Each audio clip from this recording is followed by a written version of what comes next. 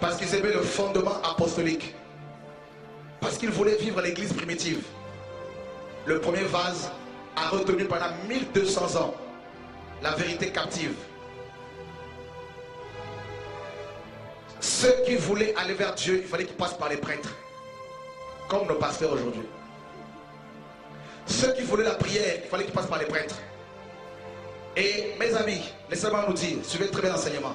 Il ne faut pas seulement qu'on soit excitable, hein, excité. Il faut qu'on aime la parole et l'histoire de l'église, parce que c'est notre passé. Nous sommes vieilles, l'église est vieille de 2000 ans. Donc si vous ne connaissez pas votre passé, vous aurez du mal à appréhender l'avenir. C'est important d'être enseigné. Et que cette bande, cette vidéo soit diffusée massivement. C'est important ce que Dieu nous dit ce soir. Est-ce que vous suivez? Donc, maintenant, le catholicisme a remis le premier vase, a interdit la communion fraternelle, le repas du Seigneur, la Pâque du Seigneur autour d'une table, avec la vraie nourriture, du pain et du vin, comme la parole exige. Ils ont imposé le catéchisme, les enseignements avant le baptême. Si on vous demande d'être enseigné avant d'être baptisé, ça remonte au concile de Nicée. Toutes les personnes qui étaient baptisées dans la Bible, vérifiées, étaient baptisées le jour de leur conversion. Le baptême d'eau était le signe visible de la conversion. Du coup, avec le premier vase, le baptême est devenu plus important que la foi. Alors, ils ont, mes amis, imposé l'habit du dimanche. Vous savez comment nous nous habillons pour le dimanche? Regardez le dimanche, la plupart de vos pasteurs sont en costume cravate. C'est catholique, ils ont imposé une tenue du clergé. Le clergé doit s'habiller d'une façon différente pour se différencier des autres. Et puis, pendant 1200 ans, l'église romaine a régné. A régné. C'est grave. La vérité était cachée dans ce vase. Mes amis, vous pouvez la cacher pendant 2, 3 ans, 4 ans. Mais 1200 ans. Entre-temps, il y a eu des hommes et des femmes qui étaient utilisés par le Seigneur. Mais ils ont été lapidés, traités d'hérétiques, traités de magiciens, de gourous, de faux prophètes, antéchrist. Le catholicisme, le premier vase, a fait la guerre aux réformateurs, aux défenseurs de la saine doctrine. Pendant des années et des années. La Bible dit, ils n'ont pas aimé leur vie jusqu'à craindre la mort. Et ils ont connu la mort à cause de la vérité qu'ils avaient prêchée. Mais Dieu, dans son amour, va susciter les hommes. Suivez très bien. Calvin en France, Luther en Allemagne, Zwingli en Suisse. Dieu va susciter Jean Hus, n'est-ce pas, en Europe de l'Est. Dieu va commencer à les susciter pratiquement en même temps. Mais bien avant eux, il y a eu d'autres précurseurs comme Farel, qui était aussi un catholique et qui même dans ses écrits dit, moi Farel, j'ai longtemps cru que l'hostie que j'avais entre mes mains, c'était elle, mon seul véritable Dieu. Et mes amis, Farel a commencé à prêcher la vérité, il était persécuté, il a préparé la voie à Luther, à Calvin. Dieu commençait 1200 ans après à sortir l'évangile du premier vase, des hommes et des femmes qui étaient dans le premier vase, qui étaient en prison dans la dénomination catholique romaine. Le premier vase, il y avait le peuple de Dieu qui était là-dedans, qui cherchait Dieu avec leur cœur, qui désirait la vérité. Le Seigneur par son esprit a commencé à mettre l'amour de la vérité dans leur cœur, à ouvrir leurs yeux. Ils ont commencé à se lever. Des voix ont commencé à se lever, à monter, à dénoncer l'apostasie au sein du système catholique du premier vase. Ils ont été persécutés. Il y a eu Calvin, Luther, tout ça qui ont commencé à parler. Luther était dans sa bibliothèque en train de lire la Bible qui était complètement dans la poussière. Il cherchait la vérité, il sentait qu'il était condamné, qu'il n'avait pas l'assurance du salut. Et à cette époque, pour être sauvé, il fallait payer, mes amis, les indulgences. D'ailleurs, pour votre information, la dîme dans vos églises a remplacé les indulgences. Il y a même même des gens qui ont des visions, qui écrivent des livres, qui vous disent qu'ils ont été au ciel et qu'ils ont vu des gens construire des maisons parce qu'ils payent, ils donnent l'argent. Personne ne peut construire sa maison en donnant l'argent au ciel. C'est Jésus qui a dit, je m'en vais vous préparer une place.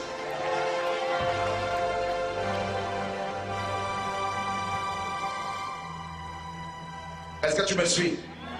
Vous avez des livres comme Le paradis est si réel. Un livre complètement qui sort de l'enfer et dédicacé, mes amis, préfacé par Yogi Cho.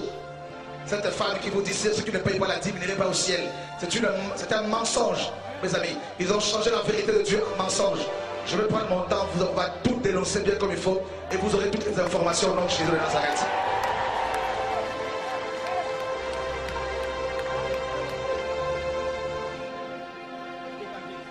Alléluia. Quelqu'un m'entend-il ce soir? Qu'on nous tue, si c'est la volonté du Seigneur, ce n'est pas un problème. Nous sommes déjà au ciel. On a hâte de rencontrer l'époux.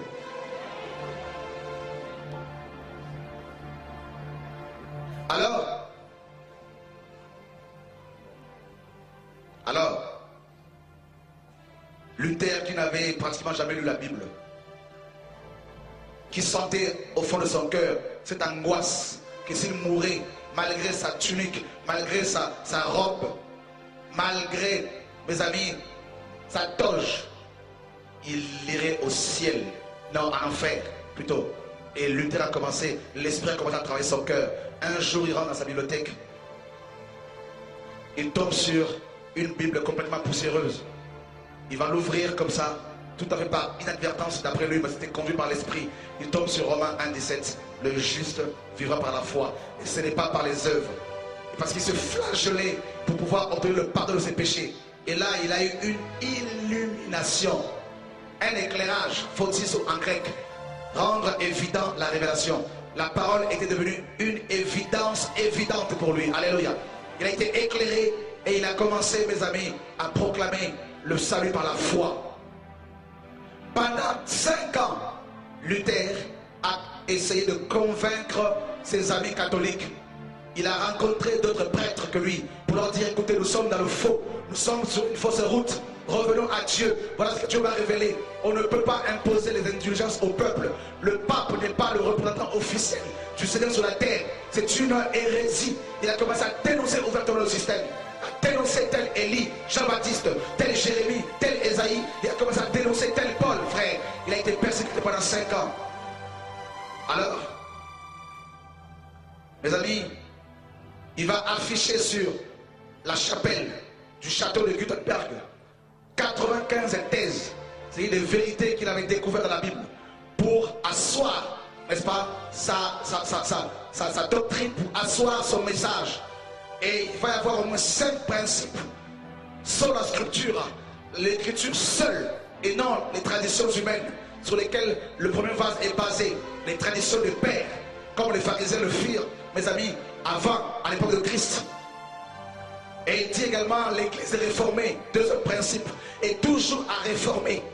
Il a commencé à dénoncer, à proclamer la parole, un seul Dieu, une seule foi. Il a commencé à proclamer 5 ans, persécuté pendant 5 ans, il a tenu ferme. Et puis 5 ans après qu'il ait eu affiché ses 95 thèses, le peuple qui passait devant ce château lisait ces 95 thèses et les yeux du peuple commençaient à s'illuminer. Il y a eu une révolution qui a commencé à prendre place dans le cœur des enfants de Dieu, de ceux qui sont destinés au salut, à recevoir la lumière de Dieu.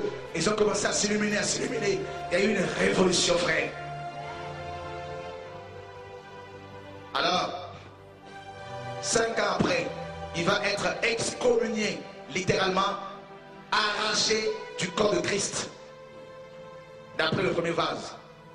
Si tu sors de l'église universelle, l'église catholique, catholique veut dire universelle, alors vous n'êtes pas sauvé. Alors là, Luther s'en va, il va être soutenu par des princes allemands qui étaient acquis pour la cause, n'est-ce pas, du message de Luther, qui sont opposés, n'est-ce pas, au catholicisme romain. Il va y avoir une scission, mes amis, et puis le protestantisme va naître, va prendre l'ampleur d'abord en Allemagne. Et Luther va être utilisé par Dieu pour sortir la vérité du premier vase du catholicisme romain. Et mes amis, il va commencer à prêcher le message du temps partout. Et l'Europe a commencé à être embrasée par son message. Et il y a eu d'autres messagers, Calvin, qui étaient touchés par la suite. Et d'autres qui ont commencé à prêcher le même message que Luther partout. Et ce n'était pas évident. Mais ils ont proclamé la vérité, la justification par la foi. Et ils ont défendu le sacerdoce universel, que tous les chrétiens ont accès à Dieu. Pas seulement les prêtres, pas seulement le pape. Tous, sans exception, sont tous prêtres et rois. C'était la base de leur message. Ils ont prêché, prêché, prêché, prêché, prêché. Pendant longtemps, frère, ils ont tenu bon. Alléluia.